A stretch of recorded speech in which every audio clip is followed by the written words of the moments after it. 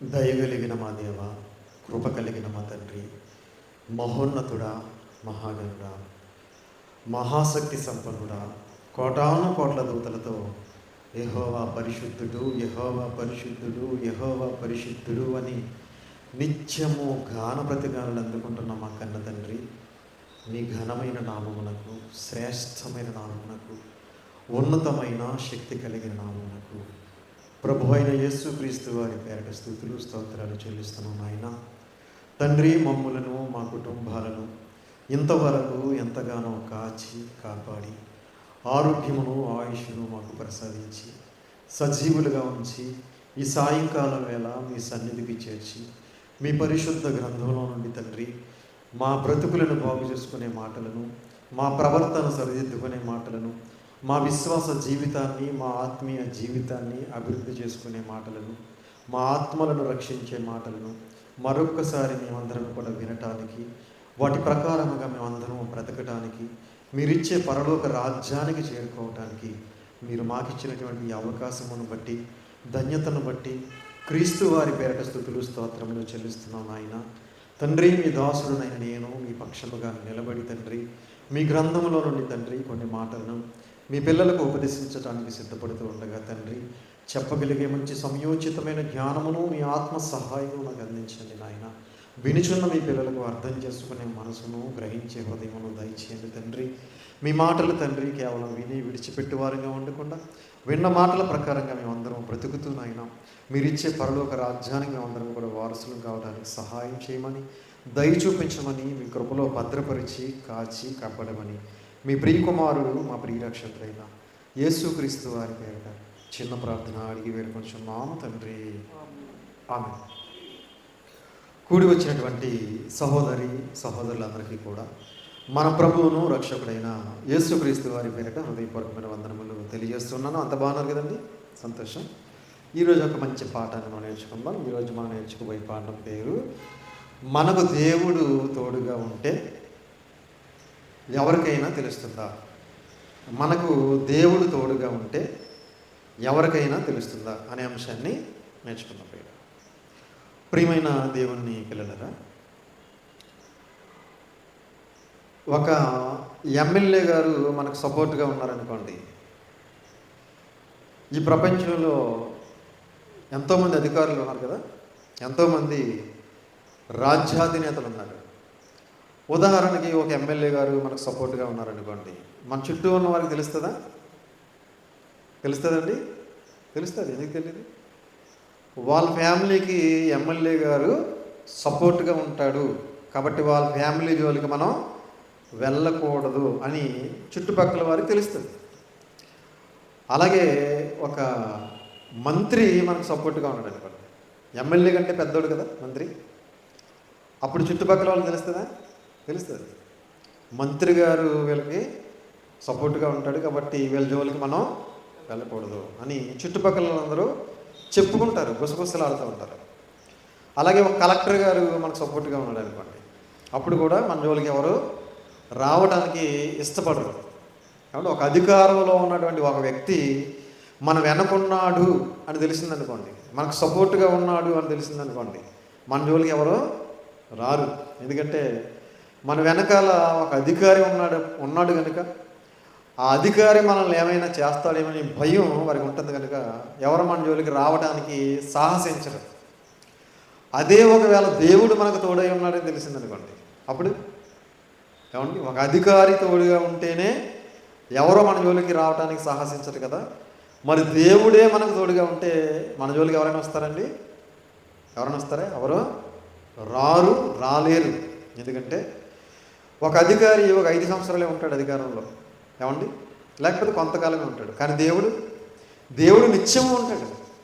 ఏమండి, మనం ఉన్నా దేవుడు ఉంటాడు, మనం లేకపోయినా ఉంటాడు. ఈ ప్రకృతి ఉన్నా దేవుడు ఉంటాడు, ప్రకృతి లేకపోయినా దేవుడు ఉంటాడు.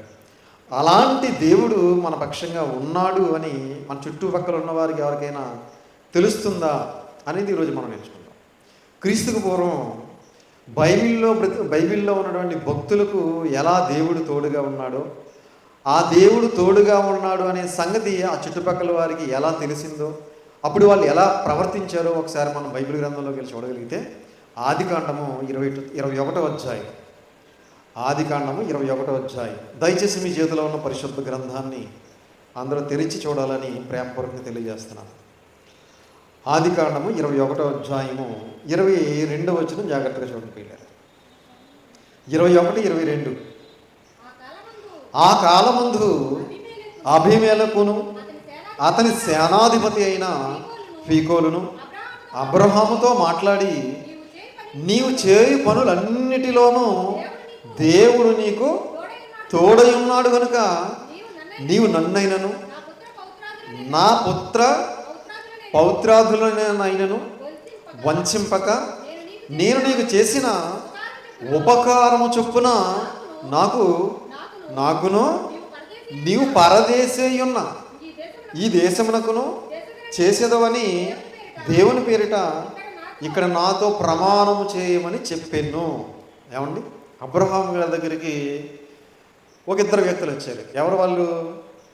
ఏమండి, అబీమెలెకు. ఎవరనుకుంటున్నారు అబీమెలెకు అంటే? ఒక దేశాన్ని పరిపాలించే ఒక రాజుగారు. ఏమండి, అబీమెలెకును అతని సేనాధిపతి అయిన ఫీకోలు.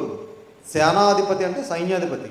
ఏమండి, ఒక రాజుగారి దగ్గర ఉన్నటువంటి ఒక సైన్యాధిపతి ఇద్దరూ కలిసి ఎవరి దగ్గరికి వచ్చారు? అబ్రహాము గారి దగ్గరికి వచ్చారట.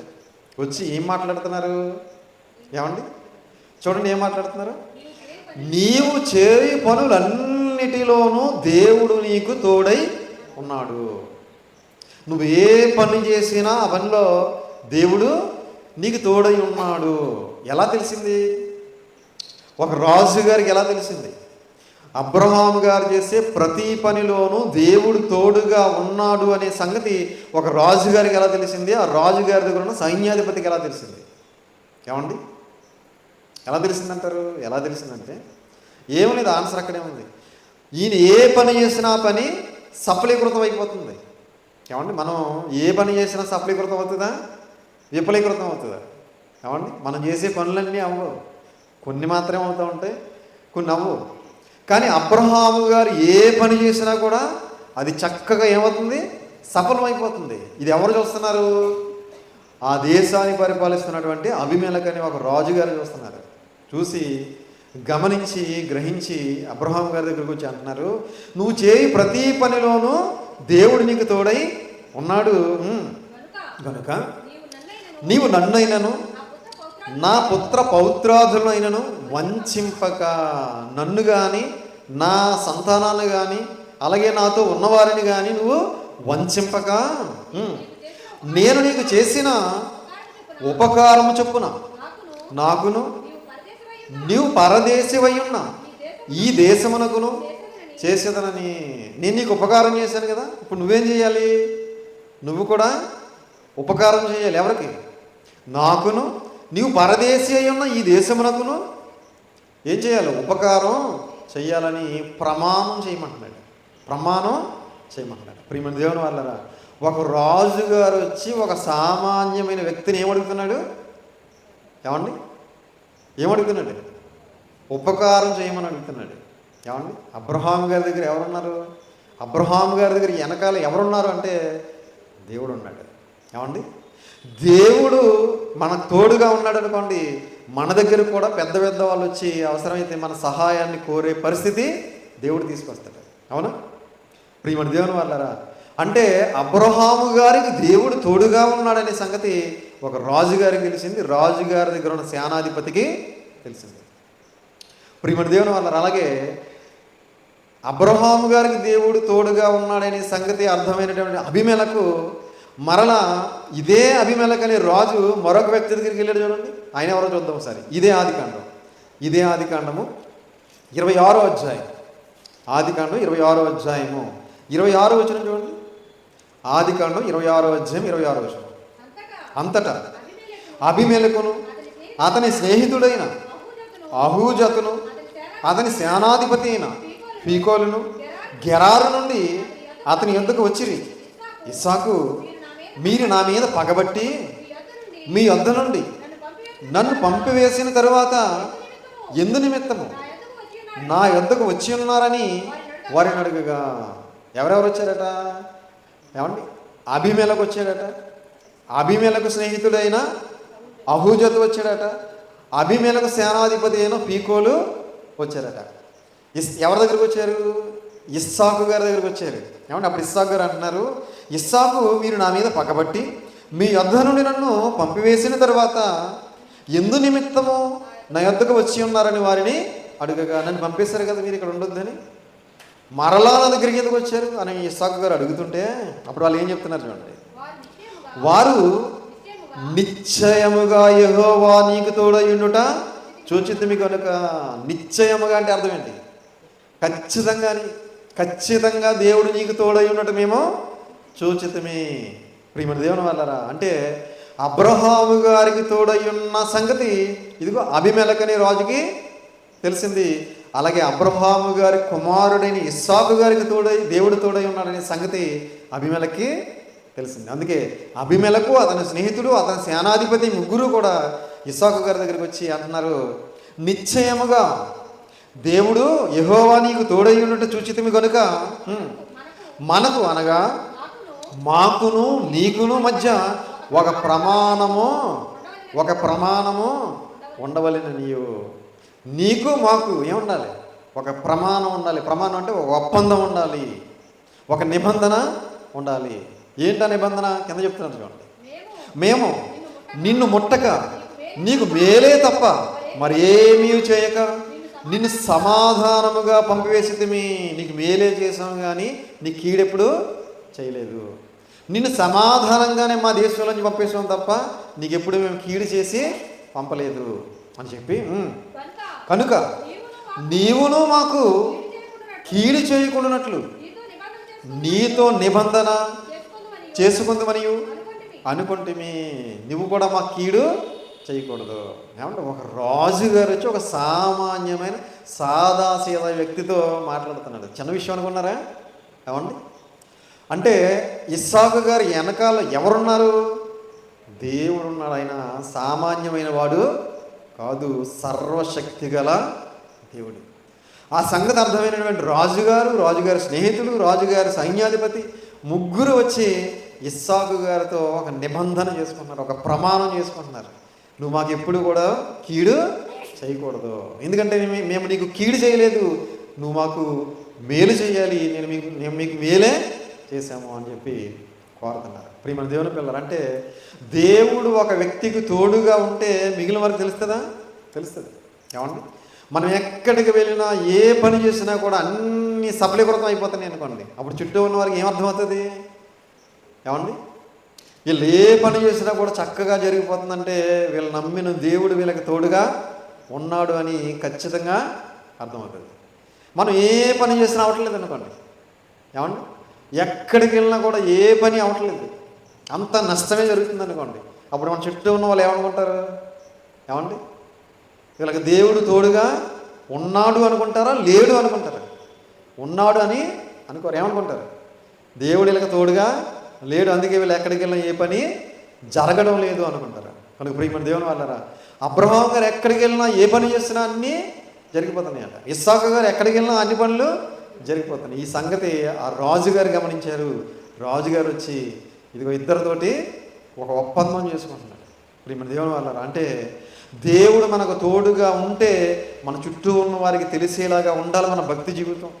ఏమండి, అమ్మో వీళ్ళ జోలికి మనం వెళ్ళకూడదు, ఎందుకంటే వీళ్ళ వెనకాల దేవుడు ఉన్నాడు అని చుట్టూ ఉన్న వారికి అర్థం అవ్వాలి. అర్థమవుతుందా మరి ఇప్పుడు ఎవరికి అర్థం అవ్వట్లేదు? ఎందుకంటే మన భక్తి జీవితాలు సరిగా లేవు, మన విశ్వాస జీవితాలు సరిగా లేవు. అందుకే దేవుడు వీళ్ళకి తోడుగా ఉన్నాడు అని ఎవరు అనుకోవట్లేదు. వీళ్ళ జోలికి వెళ్తే దేవుడు ఊరుకోడు అని ఎవరో అనుకోవట్లేదు. ఎందుకు అనుకోవట్లేదంటే మన భక్తి జీవితాలు, మన విశ్వాస జీవితాలు బాగోలేదు. అందుకే ఎవరు కూడా మన గురించి గొప్పగా చెప్పుకునేవారు లేరు. మన దేవుడి గురించి అసలు చెప్పుకునేవారే కనబడటం లేదు. ప్రియమైన దేవుని వాళ్ళారా, కానీ క్రీస్తుకు పూర్వం బ్రతికిన అబ్రహాం గారి గురించి కానీ, ఇస్సాకు గారి గురించి కానీ దేశాన్ని పరిపాలించే రాజులే చెప్పుకుంటున్నారు ఇంకో వీళ్ళకి దేవుడు తోడుగా ఉన్నాడు అని. ప్రియమైన దేవుని వాళ్ళారా, అలాగే దేవుడు మరొక వ్యక్తికి కూడా తోడుగా ఉన్నాడు. ఆయన ఎవరో చూద్దాం ఒకసారి. సమూయేలు గారు రాసినటువంటి మొదటి గ్రంథం 16వ అధ్యాయం.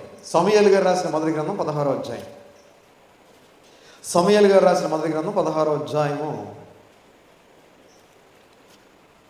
17వ వచనం నుంచి జాగ్రత్తగా చూడండి పిల్లలు. సమూయేలు గారు రాసిన మొదటి గ్రంథం 16వ అధ్యాయం 17వ వచనం నుంచి. సౌలు బాగుగా వాయింపగల ఒకని విచారించి నా యొద్దకు తీసుకుని రండని తన సేవకులకు సెలవీయగా వారిలో ఒకడు చిత్తగించుము, బెత్లెహేమీయుడైన యెషయా యొక్క కుమారులలో ఒకని చూచితిని, అతడు చమత్కారముగా వాయింపగలడు, అతడు బహుశూరుడును యుద్ధశాలియు మాట నేర్పరియు రూపశీయునైన ఉన్నాడు, మరియు యెహోవా వానికి తోడుగా ఉన్నాడనగా. సౌలు గారు ఏం చెప్పారంటే సితారా బాగుగా వాయించే ఒకరిని తీసుకురండి అని చెప్పారు. 17వ వచనంలో చూడండి. సౌలు బాగుగా వాయించగల ఒకరిని విచారించిన యొద్దకు తీసుకుని రండని తన సేవకులకు సెలవియ్యగా. ఏం వాయించటం? సితారా. ఏమండి? బాగా వాయించేవాడిని ఒక అతన్ని తీసుకురండి తన సేవకులకి, తన సైనికులకి తెలియజేశాడు. అప్పుడు సైనికుల్లో ఒకడు అంటున్నాడు, చిత్తగించము, బెత్లెహేమీయుడైన యెషయా యొక్క కుమారులలో ఒకరిని చూచితిని. బెత్లెహేమీయుడైన యెషయా కుమారులలో ఒకరిని చూచితిని. యెషయా కుమారుడు ఎవరు? దావీదు గారు. ఏమండి? యెషయా కుమారులు ఒకరిని చూచితిని, అతడు చమత్కారముగా వాయింపగలడు. ఎవరు చెప్తున్నారు ఈ మాట? ఏమండి? సౌలు గారి సేవకుల్లో ఒక అతను చెప్తున్నాడు. ఎవరితోటి? ఏమండి? ఇశ్రాయేలులకు మొట్టమొదటి రాజు అయినటువంటి సౌలు గారితో చెప్తున్నాడు. ఏమండి? సౌలు గారి సేవకుల్లో ఒకటి చెప్తున్నాడు. ఎవరి కోసం? దావీదు గారి కోసం. ఏమని? ఏమండి? యెషయా కుమారుల్లో ఒకరిని చూచితిని, అతడు చమత్కారంగా వాయించగలడు, అతడు బహు సూర్యుడును యుద్ధశాలియు మాట నేర్పరియు రూపశీయునై ఉన్నాడు, మరియు మరియు యెహోవా వానికి తోడుగా ఉన్నాడనగా. ఏమండి? సౌలు గారి సైనికుల్లో ఒకడికి ఎలా తెలిసింది దావీదు గారికి దేవుడు తోడుగా ఉన్నాడని? అర్థమవుతుందండి? ఇప్పుడు మనకు దేవుడు తోడుగా ఉన్నాడని మన చుట్టూ ఉన్న వాళ్ళకి ఎవరికైనా తెలుసు? అసలు ఎవరైనా చెప్పుకుంటారా మన కోసం? ఏమండి? చెప్పుకోరు. కానీ క్రీస్తుకు పూర్వం సౌలు గారి సైనికుల్లో ఒకడు సౌలు గారితో చెప్తున్నాడు, ఇదిగో పాలనా యెషయా కుమారుడైనటువంటి దావీదు గారు, ఇదిగో దేవుడు అతనికి తోడుగా ఉన్నాడు. ప్రియమైన దేవుని వాళ్ళరా, అంటే దేవుడు మనకు తోడుగా ఉన్నాడనే సంగతి మన చుట్టూ ఉన్న వారికి తెలిసేలాగా మనం బ్రతకాలి. మన బ్రతుకు ఎలా ఉండాలి, మన భక్తి ఎలా ఉండాలి, మన విశ్వాసం ఎలా ఉండాలి, మన ప్రవర్తన అలా ఉండాలి. కానీ ఈరోజు మన గురించి మన ఇంట్లో వాళ్ళకే తెలియదు దేవుడు మనకు తోడుగా ఉన్నాడని, మన బంధువులకే తెలియదు దేవుడు మనకు తోడుగా ఉన్నాడని. అవునా? మన స్నేహితులకే తెలియదు దేవుడు మనకు తోడుగా ఉన్నాడని. ఎందుకు? ఏమండి? మన వాక్యానుసారంగా బ్రతకట్లేదు కనుక. నిజంగా మన వాక్యానుసారంగా బ్రతికితే ఖచ్చితంగా దేవుడు మనకు తోడుగా ఉంటాడు. ఆ సంగతి మన ఇంట్లో వాళ్ళకి తెలుస్తుంది, మన బంధువులకు తెలుస్తుంది, మన స్నేహితులకి తెలుస్తుంది, మన చుట్టూ ఉన్న వారికి తెలుస్తుంది. కానీ ఎవరికి తెలియట్లేదంటే మనం నిజంగా వాక్యానుసారంగా బ్రతకడం లేదు. అందుకే మనం ఏ పని చేసినా కూడా అది సఫలం అవటం లేదు. ప్రియమైన దేవుని వాళ్ళరా, కానీ దావీదు గారికి దేవుడు తోడుగా ఉన్నాడనే సంగతి సౌలు గారి సైనికుల్లో మాత్రం ఒకడికి తెలిసిందట. ఆ విషయాన్ని సౌలు గారికి తెలియజేస్తున్నాడు. అలాగే మరొక వ్యక్తి కూడా దేవుడు తోడుగా ఉన్నాడట. ఆయన ఎవరో చూస్తారండి. ఆదికాండము 39వ అధ్యాయం. ఆదికాండం 39వ అధ్యాయం. ఆదికాండం 39వ అధ్యాయము 1వ వచనం నుంచి జాగ్రత్తగా చూడండి. ఆదికాండం 39వ అధ్యాయం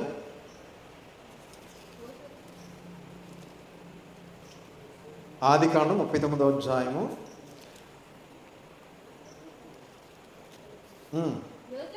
యోసేపును ఐగుప్తునకు తీసుకొని వచ్చినప్పుడు ఫరో యొక్క ఉద్యోగస్తులను రాజ సంరక్షక సేనాధిపతియునైన పొతీఫరను ఒక ఐగుప్తీయుడు అక్కడికి అతను తీసుకుని వచ్చిన ఇస్మాయేలీయుల వద్ద అతన్ని కొనెను. ఇక్కడ మీకు తెలుసు కదా ఈ సందర్భం. యోసేపు గారిని ఇస్మాయేలీయులు తీసుకొచ్చి పొతీఫర్ అనే ఒక సైన్యాధిపతికి అమ్మేశారు.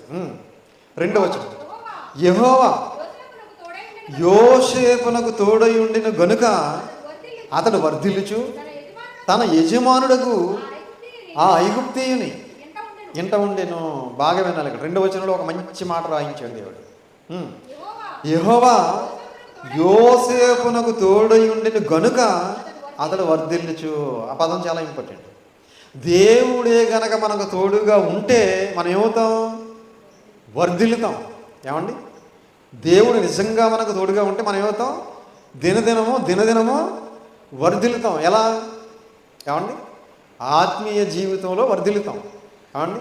మనం భౌతికంగా అనుకుంటున్నారేమో, భౌతికంగా మనం వర్ధిల్లకపోవచ్చు, కానీ ఆత్మీయంగా మనం ఏమవుతాం? ఆత్మీయంగా మాత్రం వర్ధిల్లుతాం. దినదినము ఇక్కడ యోసేపు గారు ఏమవుతున్నారట? వర్ధిల్లుతున్నారట. ఎందుకు? దేవుడు యోసేపు గారికి తోడుగా ఉన్నాడు కనుక. తన యజమానులకు ఆ ఐగుప్తుని అంట ఉండిను, యెహోవా అతనికి తోడై ఉండిననియు, అతని చేసినదంతయు అతని చేతిలో యెహోవా సఫలము చేసినయు అతని యజమానుడు చూచినప్పుడు. ఏమండి? దేవుడు యోసేపు గారికి తోడుగా ఉన్నాడని, యోసేపు గారు చేసేదంతా సఫలీకృతం అవుతుందనే సంగతి ఎవరు చూశారట? అతని యజమానుడైనటువంటి పోతీఫారా చూశాడట. అంటే యోసేపు గారు ఏ పని చేసినా ఏమవుతుంది? విఫలమవుతుందా? సఫలమవుతుందా? సఫలమైపోతుంది ఏ పని చేసినా కూడా. అంటే యోసేపు గారికి దేవుడు తోడుగా ఉన్నాడు అనే సంగతి పోతీఫారాకి అర్థమైంది. ప్రియమైన దేవుని పిల్లలారా, అతను వర్ధిల్లుతున్నాడు రోజు రోజుకి, ఏ పని చేసినా సఫలమైపోతుంది. కాబట్టి సైన్యాధిపతి అయిన పోతీఫారాకి అర్థమైంది. కనుక యోసేపు గారికి ఫుల్గా ప్రతి దాని మీద అధికారం ఇచ్చేసాడట. మీరు కింద చదివితే అర్థమవుతుంది. తన భార్య మీద తప్ప ప్రతి దాని మీద అధికారం ఇచ్చేసాడట. ఏమంటే ఎందుకు?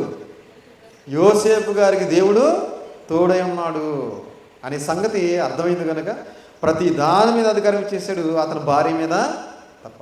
ప్రియమైన దేవుని వల్లరా, అంటే దేవుడు తోడుగా ఉంటే పక్కనున్న వాళ్ళు తెలుస్తుంది. చూడండి, తెలుస్తుందా లేదా? పాత నిబంధనలో.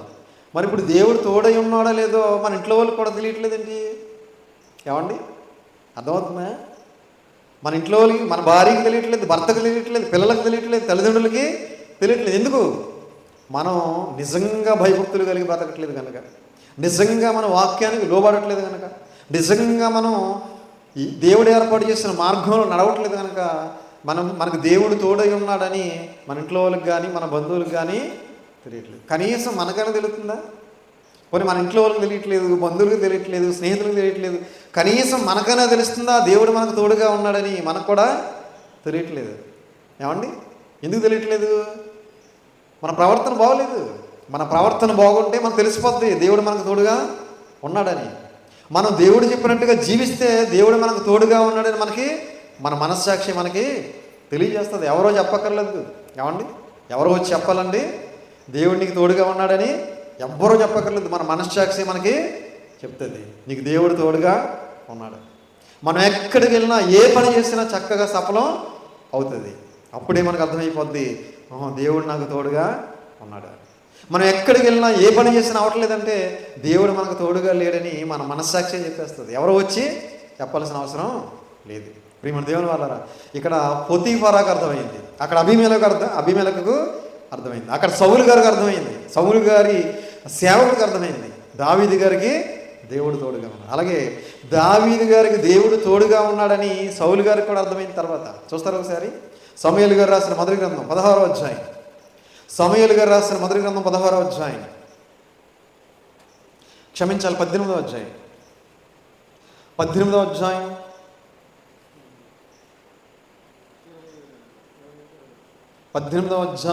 11-12 వచ్చినా చూడండి. 18వ అధ్యాయం 11-12. ఒకప్పుడు సౌలు చేతిలో ఒక ఈటె ఉండగా దావీదును పొడిచి గోడకు బిగించదును అనుకొని సౌలు ఆ ఈటెను విసిరెను. అయితే అది తగలకుండా దావీదు 2 మారులు తప్పించుకొనెను.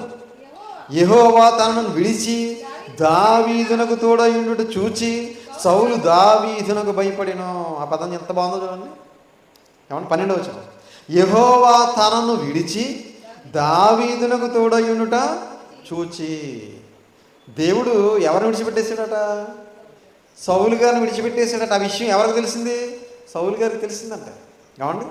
యెహోవా తనను విడిచి దావీదునకు తోడయుండుట చూచి దావీదుకు మరి ఎక్కువగా భయపడిను. ప్రియమైన దేవుని వాళ్ళరా, అంటే దేవుడు నన్ను విడిచిపెట్టేశాడు అనే సంగతి సౌలు గారికి అర్థమైంది. దావీదుకు తోడుగా ఉన్నాడనే సంగతి కూడా అర్థమైంది. ఎందుకు వదిలేశాడు దేవుడు సౌలు గారిని? ఏమండి, సౌలు గారిని ఎందుకు వదిలేశాడంటే, సౌలు గారు యాజకుడు తప్ప మరెవరు అర్పించకూడని ఒక బలి తొందరపడి అర్పించాడు.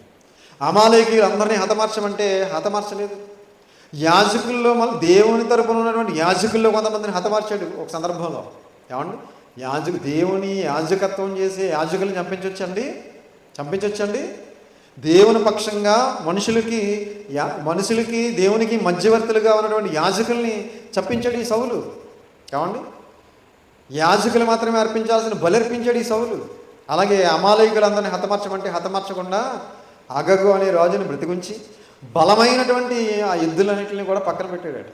ఏమండి, వీటన్నిటిని బట్టి దేవుడు సౌలు గారిని విడిచిపెట్టి దావీదు గారికి తోడుగా ఉన్నాడు. ఈ సంగతి సౌలు గారికి అర్థమై ఎవరికి భయపడుతున్నాడు? దేవుడికి కాదు. ఎవరికి భయపడుతున్నాడు? దావీదుకి భయపడుతున్నాడు. ఎవరికి భయపడాలి? దేవుడికి భయపడాలి. ఏమండి, దేవుడికి భయపడకుండా దావీదు గారికి భయపడుతున్నాడు. ప్రియమైన దేవుని వల్లరా, మనం నిజంగా దేవునికి ఇష్టంగా బ్రతికితే మనకు కూడా చాలామంది భయపడతారు. వీళ్ళ జోలికి వెళ్తే దేవుడు ఊరుకోవడాన్ని చాలామంది తెలుసుకుని భయపడతారు. ప్రియమైన దేవుని వల్లరా, సౌలు గారు కూడా భయపడుతున్నాడు. ఇదే 18వ అధ్యాయంలో మరొక మాట చూడండి. 18వ అధ్యాయం 28వ వచనం చూడండి. 18:28 యెహోవా దావీదునకు తోడుగా ఉండుటయు తన కుమార్తె అయిన మీకాలు అతని ప్రేమించుటయు సౌలు చూచి దావీదునకు మరి ఎక్కువగా భయపడి, చాలండి, దావీదునకు మరి ఎక్కువగా భయపడుతున్నాడు. ప్రియమైన దేవుని వల్లరా, అంటే దేవుడు దావీదు గారికి తోడై ఉండడం చూసి దావీదు గారి జోలికి వెళ్ళటానికి భయపడుతున్నాడు. ఓ పక్కనేమో చంపడానికి ప్రయత్నం చేస్తున్నాడు, ఓ పక్కనేమో భయపడుతున్నాడు. ప్రియమైన దేవుని పిల్లరా, ఆ భయపడేది ఏదో దేవుడికి భయపడితే బాగున్నాం. ఏమన్నా అంతే కదా. మనం మనుషులకు కాదు భయపడాల్సింది. ఎవరికి భయపడాలి? దేవునికి భయపడాలి. ఏమన్నా దావీదు గారే దేవునికి భయపడుతున్నాడు, సౌలు గారేమో దావీదు గారికి భయపడుతున్నాడు. ప్రియమైన దేవుని వల్లరా, మనం దేవునికి భయపడాలి, దేవునికి ఇష్టంగా జీవించాలి. అప్పుడు దేవుడు మనకు తోడుగా ఉంటాడు. ఏమండి, దావీదు గారికి దేవుడు తోడుగా ఉన్నాడనే సంగతి సౌలు గారికి అర్థమైంది. దావీదు గారు దేవునికి ఇష్టంగా బ్రతుకుతున్నాడు కనుక దావీదు గారికి దేవుడు తోడుగా ఉన్నాడు. నేను కూడా దేవునికి ఇష్టంగా బ్రతికితే దేవుడు నాకు తోడుగా ఉంటాడనే సంగతి అర్థం చేసుకోవచ్చు కదా సౌలు గారు. లేదు, అర్థం చేసుకోవట్లేదు. అతను ఎలా చంపేద్దామా అని చూస్తున్నాడు. ప్రియమైన దేవుని పిల్లలు, కానీ సౌలు గారు రెడ్ హ్యాండెడ్గా దావీదు గారికి దొరికినా కూడా దావీదు గారు ఎప్పుడు కూడా సౌలు గారిని చంపడానికి ప్రయత్నం చేయలేదు. ఎందుకంటే యెహోవా చేత అభిషేకించిన వాడిని నేను చంపను అంటాడు.